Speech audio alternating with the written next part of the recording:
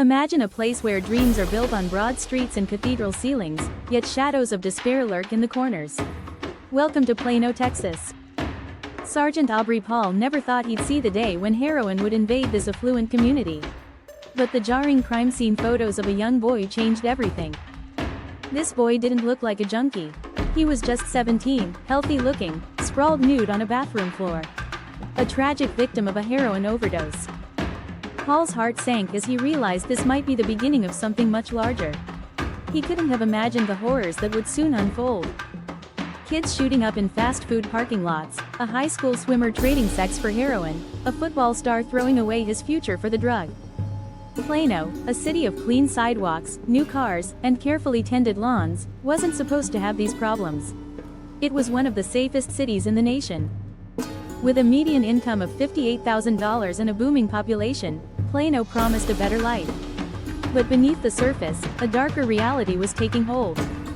In the past 2 years, heroin claimed 15 lives in Plano, 9 of them teenagers.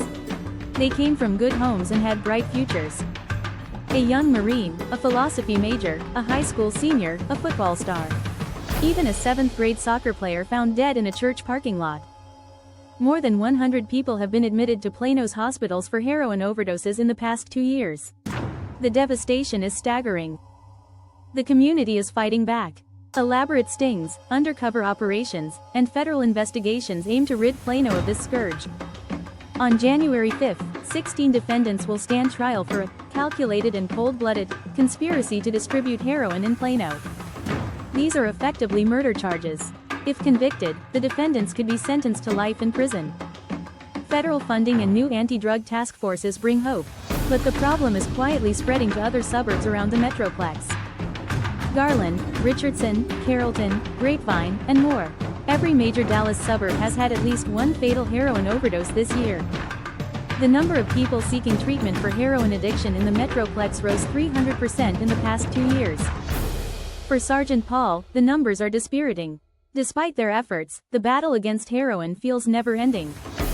Plano was named for the Plains, a quiet farming town that transformed into a booming bedroom community. The city has grown rapidly, with 6-lane boulevards and upscale chain stores. But it no longer has a downtown. Legacy Drive, with its corporate headquarters and sleek monuments to efficiency, is the closest thing to a town center. This is a community of strivers, where the burden of expectations often falls on the shoulders of their children. High school students speak of insomnia, eating disorders, stress-related hair loss, and ulcers. The pressure to succeed is immense. In 1983, a spate of teen suicides first illuminated the level of teenage despair in Plano. Now, heroin is the new crisis. Parents are grappling with the same question: why Plano? The city's rootlessness and high expectations are often blamed. Belita Nelson, a former debate coach, was shocked to find needles in her house. Her son, a straight-A student, was using heroin. Heroin came from the foothills of the Sierra Madres, promising to deliver everything that Plano was not. Mexican black tar heroin, known as chiva, became popular because it could be snorted rather than injected. Heroin slid into Plano's weekend scene, where teenagers often drove out to field parties to escape boredom. For some, doing chiva every other weekend became doing it every day. Withdrawal symptoms kicked in, and they needed caps just to function. The crimes they committed to finance their habits were almost comical: stealing golf clubs, pawning power tools, shoplifting CDs.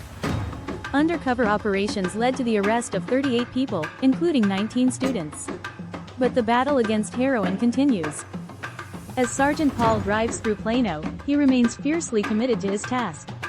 If we hadn't aggressively pursued these dealers, many more kids would have died. Stay vigilant, stay hopeful. Together, we can make a difference.